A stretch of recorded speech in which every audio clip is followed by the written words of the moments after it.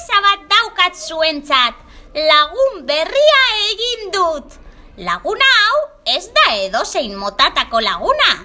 Nik bezala euskara asko maite duen beste animalia da. Txantxangorria!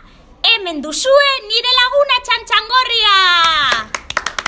Kaixo gazte eta umeok! Euskararen nazioarteko eguna ospatzeko asmoz etorri naiz.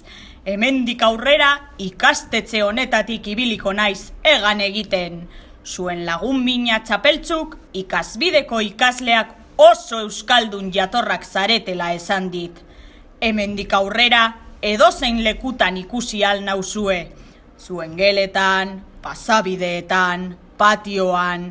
Espero dut ni ikustean euskara zein garrantzitsua den gogoratzea. Kaixo txantxangorri! Nire ikasbideko lagunak ezagutu izan dituzu? Bai, oso jatorrak izan dira nirekin. Nik uste dut haiek ere euskara asko maite dutela eta gurekin batera egunero zainduko dutela. Bai lagun! Gaur arratsaldean haiekin egongo naiz euskararen eguna ospatzen. Jaialdi bat antolatu dute eta haien dantzak ikustera gonbidatu naute. Gainera, abesti oso polit bat abesten didate urtero. Hala, etorri nahi alduzu nirekin jaialdia ikustera? Zelako ideia ona, txapeltxu!